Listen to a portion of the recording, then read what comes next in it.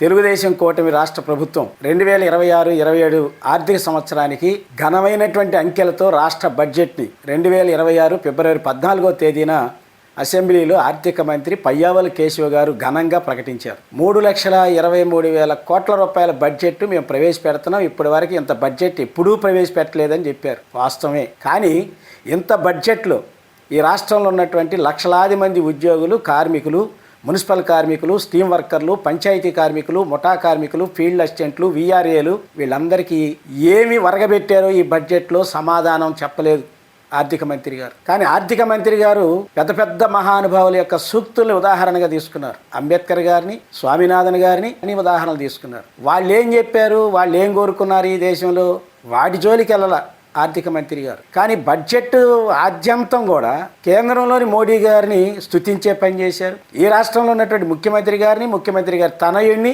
పొగడ్తలతో ముంచెత్తారు. ఇందుకోసమైనా ఈ బడ్జెట్ లక్షలాది మంది ఉద్యోగులు, ఉపాధ్యాయులు, కార్మికులు, మున్సిపల్ కార్మికులు, పారిశుద్ధ్యం, ఇంజనీరింగ్, ఎన్ఎంఆర్, బదిలీ, కోవిడ్, ఎంబుక్, క్లాబ్ డ్రైవర్లు, పర్మనెంట్ కార్మికులు, మీరే కాదు, అంగన్వాడీ, ఆశా, మధ్యాహ్న భోజనం, ఫీల్డ్ అసిస్టెంట్లు, వీఆర్ఏలు, సమగ్ర శిక్ష, మెడికల్ అండ్ హెల్త్లో పనిచేసే కాంట్రాక్ట్ అవుట్ సోర్సింగ్లు, ఇలా సెక్రటేరియట్లో పనిచేస్తున్న స్వీపర్స్, సెక్రటేరియట్లో ముఖ్యమంత్రి గారు మంత్రుల పేషీల్లో పనిచేసేటువంటి అటెండర్లు, అయ్యా మా బతుకులు ఏం చేయబోతున్నారు, ఈ బడ్జెట్లో మాకేమన్నా జీతాలు పెంచి పెరుగుతున్న ధరలతో మా కుటుంబాలను ఏమన్నా ఆదుకుంటారా అని ఎదురు చూస్తున్నటువంటి వారి ఆశలన్నిటినీ కూడా ఈ బడ్జెట్ అడియాశలు చేసింది. అంబేద్కర్ గారు ఏం చెప్పారు? అంబేద్కర్ గారు సమాన పనికి సమాన జీతం, ఈ దేశంలో ప్రతి పౌరుడు గౌరవంగా బతకాలి, ప్రతి పౌరాలు గౌరవంగా బతికేటట్టు చూడాల్సిన బాధ్యత ప్రభుత్వాన్ని అని చెప్పారే. సమాన పనికి సమాన వేతనం చెప్పారే. సమ్మె హక్కు కల్పించారు రాజ్యాంగంలో. ఇవాళ అంబేద్కర్ గారిని ఉదహరించినటువంటి పయ్యావుల కేశవ్ గారు మోడీ గారిని సమర్థిస్తూ ఆయన తెచ్చినటువంటి కార్మిక వర్గానికి ద్రోహం చేసేటువంటి లేబర్ కోడ్స్ని ప్రస్తావించారు. నిన్నటిదాకట ఈజీ ఆఫ్ డూయింగ్ బిజినెస్ అట, ఇప్పుడు ఈజీ కాదట, స్పీడ్ ఆఫ్ డూయింగ్ బిజినెస్ అంటున్నారు. అంటే మొత్తం ప్రైవేటీకరణ. ఇప్పటిదాకా స్లోగా చేసాం ప్రైవేటీకరణ, ఇక స్లో కాదు, మొత్తం అన్నిటినీ అమ్మేస్తాం, ఎవరు అడ్డొస్తే వాళ్ళందరినీ తీసుకెళ్లి జైల్లో పెడతాం, కేసులు పెడతాం అనే పద్ధతిలో ఈరోజు ఈ బడ్జెట్ ఉంది. అంతకుమించి ఈ బడ్జెట్లు ఏమన్నా ఉందా అని చెప్పేసి మేము అడుగుతా ఉన్నాం. సంస్కరణలు అమలు చేస్తారట. ఏమి సంస్కరణలు అమలు చేస్తారు? ఇప్పటికే విశాఖపట్నం, విజయవాడ నగరాల్లో మున్సిపల్ రోడ్లన్నీ ప్రైవేట్ పరం చేస్తున్నారు, మెడికల్ కాలేజీలన్నీ ప్రైవేట్ పరం చేస్తున్నారు. మెడికల్ కాలేజీలు ప్రైవేట్ పరం చేస్తే ఈ రాష్ట్రంలో ఉన్నటువంటి దళితులు, గిరిజనులు, బీసీల బిడ్డలు, ఆర్థికంగా వెనకబడినటువంటి తరగతుల బిడ్డలకి మెడికల్ వైద్యం, మెడికల్ విద్య అందుబాటులో ఉంటుందా? మెడికల్ విద్య పేదలకి అందుబాటులో లేకపోతే అక్కడ లక్షల రూపాయలు డబ్బులు పోసి విద్య కొనుక్కునేవాడు రేపు వచ్చి సమాజానికి ఏం చేస్తాడు?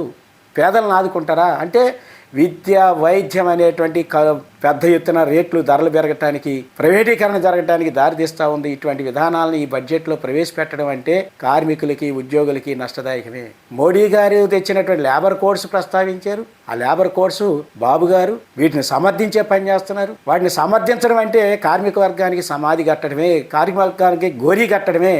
అటువంటి కార్మిక వర్గాన్ని గోరీగట్టేటువంటి మోడీ గారి లేబర్ కోడ్స్ని అసెంబ్లీలో ప్రస్తావించడం అంటే కార్మిక వర్గాన్ని మీరు ఏం చేయదలుచుకున్నారు? కాబట్టి ఈ బడ్జెట్ ఉద్యోగులు, కార్మికుల యొక్క జీతాలు పెంచుద్దా, పెంచదా? దీని మీద స్పష్టత లేదు. ఇవాళ మున్సిపాలిటీలు, సగం మున్సిపాలిటీలు ఆర్థికంగా ఇబ్బందుల్లో ఉన్నాయి, కొనారిల్లిపోతున్నాయి. అటువంటి మున్సిపాలిటీల్లో చీపుర్లు కొనాలంటే, బ్లీచింగ్ పౌడర్ కొనాలంటే, పనిముట్లు కొనాలంటే డబ్బులు లేక ఇబ్బంది పడుతున్నారు. అటువంటి మున్సిపాలిటీలకి మీరు డబ్బులు ఇవ్వాలి. మీరు కేటాయించింది గత సంవత్సరం 13,800 కోట్లు కేటాయించారు.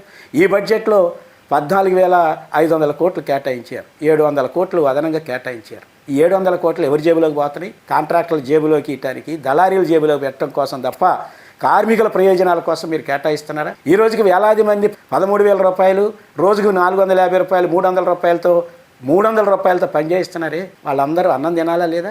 రూపాయి విలువ పడిపోతూ ఉంది, ధరలు ఆకాశంకి వెళ్తాయి. ఇటువంటి పరిస్థితుల్లో ఈ బడ్జెట్ కార్మికుల యొక్క ఆశల్ని నిలబెట్టి వాళ్ళ జీవితాలు మరింత మెరుగుపడేటట్టుగా బడ్జెట్లో వారి కోసం నిధులు కేటాయించుంటే బాగుండేది. మున్సిపాలిటీల అభివృద్ధికి నిధులు కేటాయించుంటే బాగుండేది. చిరుద్యోగులు, స్కీమ్ వర్కర్ల జీతాలు పెంచడానికి కేటాయించుంటే బాగుండేది. తద్వారా ఈ రాష్ట్రం అభివృద్ధి అవుద్ది. అట్లా కాకుండా రోడ్లు వేస్తాం, బిల్డింగులు కడతాం, పొలాలు, భూములన్నీ కూడా ప్రభుత్వ భూములన్నీ 99 పైసలకి ఇస్తామనేటువంటి పద్ధతిలో పెట్టుబడిదారులకి మేము దారాదత్తం చేస్తాం, నీళ్ళైనా, కరెంట్ అయినా, భూములైనా అని చెప్పే పద్ధతిలో ఈ బడ్జెట్ ఉంది. కానీ పేదల బడ్జెట్ కానీ కార్మికుల బడ్జెట్గా లేదు. ఇది రాష్ట్ర ప్రభుత్వం పునరాలోచన చేయాలి. అందుకే ఈ రాష్ట్ర ప్రభుత్వం తీసుకొచ్చినటువంటి బడ్జెట్ ప్రైవేటీకరణకి పెద్దపీట వేసి పెట్టుబడిదారులకి లాభాలు మూటలు కట్టే పద్ధతిలో ఉంది. అందులో మున్సిపల్ కార్మికులకు కూడా న్యాయం చేసే పాత్ర లేదు, ఇతర చిరుద్యోగులకు న్యాయం చేసే పాత్ర లేదు. ఈ బడ్జెట్ని కార్మికులకు అన్యాయం చేసే బడ్జెట్గా మేము అభివర్ణిస్తున్నాం. దీన్ని నిరసిస్తూ 2026 ఫిబ్రవరి 15 మరియు 16 తేదీల్లో రాష్ట్ర వ్యాప్తంగా నిరసన కార్యక్రమాలు నిర్వహించాలని AP municipal workers and employees federation CIT రాష్ట్ర కమిటీ తరపున పిలుపునిస్తాం.